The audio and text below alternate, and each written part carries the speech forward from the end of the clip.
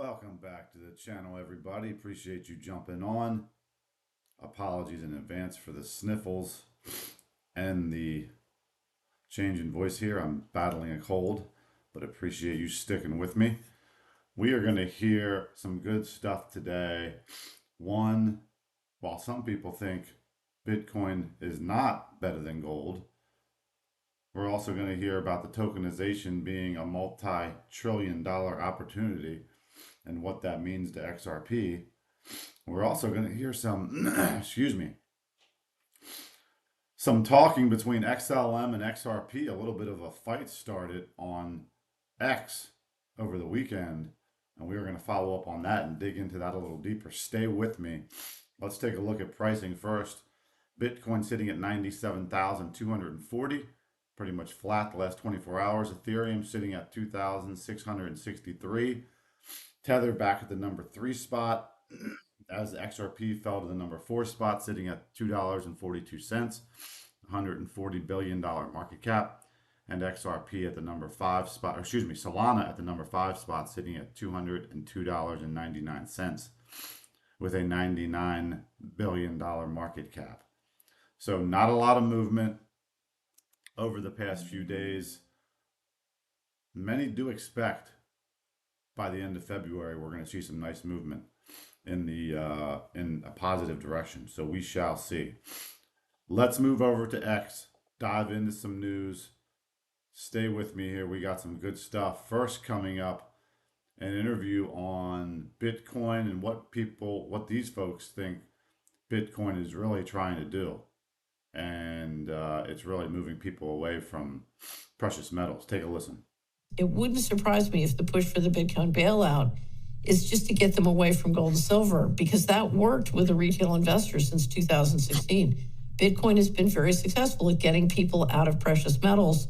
Meantime, the central bankers are buying, so they get retail away. It wouldn't surprise me if part of the Bitcoin bailout is to just get people away from gold and silver. In other words, if I understand you correctly, a disproportionate number or a disproportionate amount of Bitcoin interest is coming from people who were historically interested in precious metals. True? Right. And part of the reason they truly believe Bitcoin is an inflation hedge, because there's a limit. Right. Except that BlackRock says there's not. Right. And, well, you have multiple ways of counterfeiting Bitcoin. The idea that there's a limit is completely absurd. Right. But you got smart guys out there saying it. It wouldn't surprise me if the push for the Bitcoin. So how about that? She scoffs at the fact that she says there's a limit to Bitcoin being 21 million, and that it can be duplicated.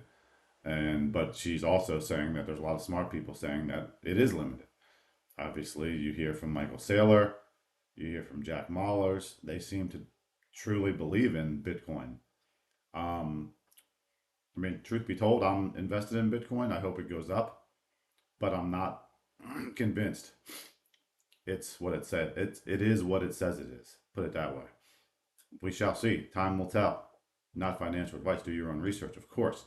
Coming in from Austin King here, who used to work at Ripple. He's got great threads lately. Make sure you give Austin a follow. He says tokenization is a multi-trillion-dollar opportunity, key to pushing XRP to a new all-time high. However, most people are missing the bigger picture of how this will happen. Here is the two-part strategy we are pursuing at Omni FDN to synergize with Ripple and achieve this. So we're going to dive into this thread here from Austin King. He says,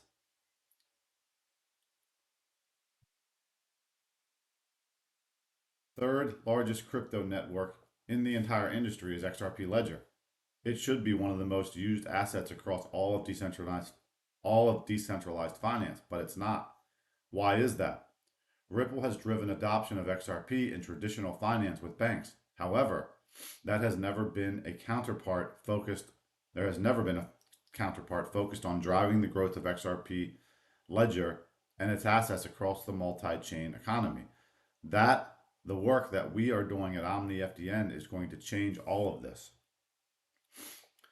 He goes on to say, already we have expanded RLUSD to over 38 billion of new liquidity. Wow, That's crazy. 38 billion of new liquidity across multiple networks of DevNet.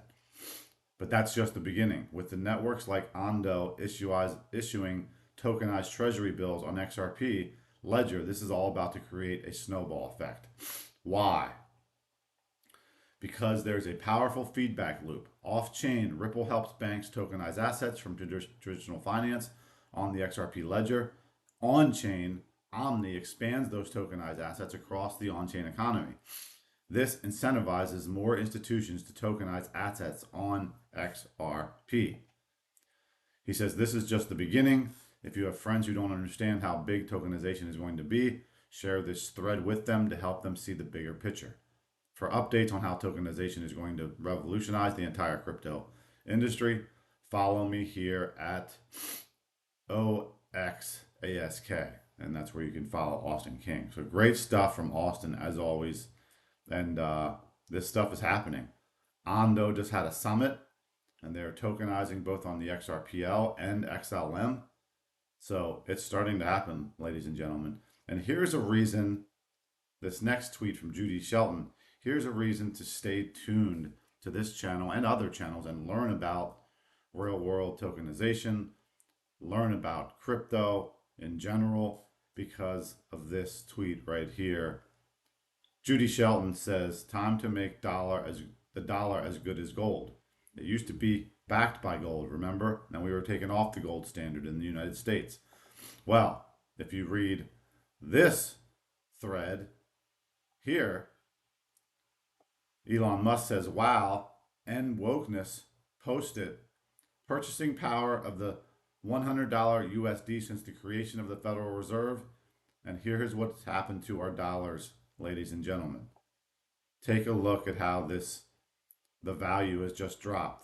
1913, when the Fed was created, $100 was worth $100. 1923, $84. 1933, $60. 1943, $43. By 1943, that $100 value dropped more than 50% to $43. 1953, $32, 63, 25, 73, 18, 83, $12, 93, $8, and you can see so on to bring us to 2024. That $100 value in 2024, real value is actually $3 in today's terms. Wow, scary. We've almost lost 100% of our purchasing power. Why do you think crypto is going to help us? How is it going to help us? It's going to get us all to an even playing field and hopefully avoid this happening again. Great post there from Judy Shelton. Let's move on. Digital asset investor says it's on like Donkey Kong. If we see even half of this, he's retweeting Altcoin Daily here, Super Bowl crypto commercials I'm expecting. And for sure, we've seen Coinbase. I don't recall seeing a Ripple ad. Crypto.com probably. I don't know. Let me know in the comments which you guys have seen. I'm pretty sure I saw a Coinbase ad last night, but I'm not sure about any of these other ones. But it wouldn't surprise me if Crypto.com was on there. They're big into advertising, and Kraken's looking to IPO soon too. So that could be another one that was on there. I will do some follow-up on that. I'm sure people will be tweeting that out, so I'll share that on my channel as well to see who actually did run a Super Bowl ad. Let's move on now to another one from Digital Asset Investor and getting into this beef between XLM, Jed McCaleb, and XRP here. Digital Asset Investor asked Grok why Jed McCaleb was not included in the SEC lawsuit against @Ripple. I find these two interesting. This would be one hell of a FOIA request, and that is Freedom of Information Act, where you can request information, and it should be available. Here are two things that came out of it. Speculation on cooperation. There have been speculations on platforms like X where some users suggest that McCaleb might have cooperated with the SEC. However, these are speculative and without concrete public evidence. Such theories are based on observations that McCaleb continued selling XRP even after the lawsuit began without facing legal repercussions. And the other one, DAI found here, was legal immunity or agreements. Another theory is that McCaleb might have had some form of legal immunity or agreement with the SEC, allowing him to sell his XRP without being charged. This is speculative, but points towards the complexity of legal strategies in such cases. So, there you have it. More on the McCaleb XLM XRP beef here coming from Panos. He says, I guess most people here don't know this, but Stellar was created by Jed McCaleb, who was alone one of the creators of the XRPL and co-founder of Ripple. Jed played dirty and tried to crash XRP. This is one of many reasons I will never support Stellar or hold XLM, other than also, he goes on to say here, other than also being an inferior copy of XRP. And that's coming from Panos X here. Now let's get back to the rest of his tweet, where it's a previous tweet from, or message from, David Schwartz, CTO at Ripple. Why did Jed McCaleb leave Ripple to start Stellar? He says Jed had a long string of bad ideas that Ripple's board of directors refused to implement. So Jed started Stellar based on those ideas. Jed wanted Ripple to do a Facebook giveaway. Ripple would not do that. So that was one of the first things Stellar did. The giveaway was generally considered a disaster. As it became clear that each of his rejected ideas were bad, Stellar pivoted it to become a clone of Ripple. Jed tried to dump his XRP quickly, and Ripple acted to stop him through a series of lawsuits. Thanks to Ripple's refusal, Jed's XRP will probably be worth more than $1 billion. He will probably be one of the only persons to become a self-made billionaire despite his best efforts. When companies solicit investors, those investors get stock with voting rights. Some of them get seats on the board of directors, and you can bring on smart people to help you make good decisions. Heck, Jed brought in Chris to be CEO. Jed's reaction to not getting his way on these issues was to publicly say bad things about the company and start a competitor.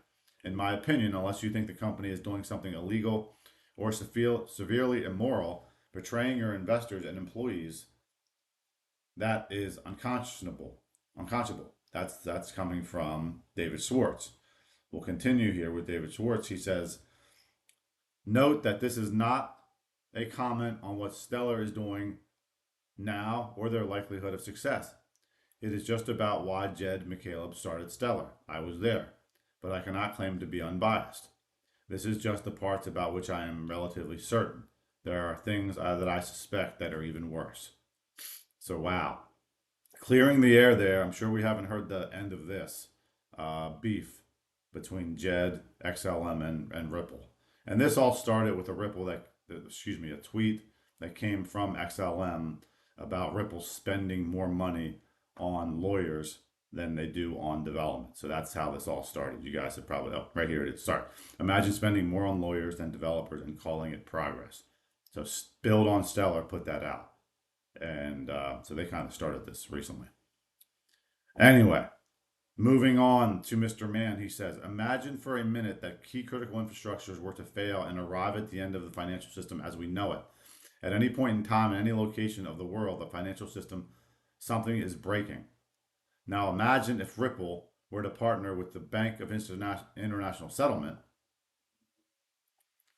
and critical payments market infrastructure to create stability in the face of crisis using new technology. Wait, that already happened. Let's see how this plays out. I'm in it for the long haul, says Mr. Mann. Great stuff as always from Mr. Mann. Let's see.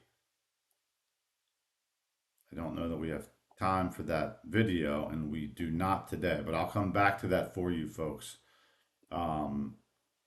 because I think it is important to hear that. And we're going to hear from the CFTC head there, Caroline Pham, I believe is her name. So we will give you that in the next episode. For today, that is it. I really appreciate your support, jumping on, listening to the channel. Do me a favor, hit the like and subscribe button. That certainly helps things. And hopefully I'm feeling better by the next one. I'll see you guys on the flip side.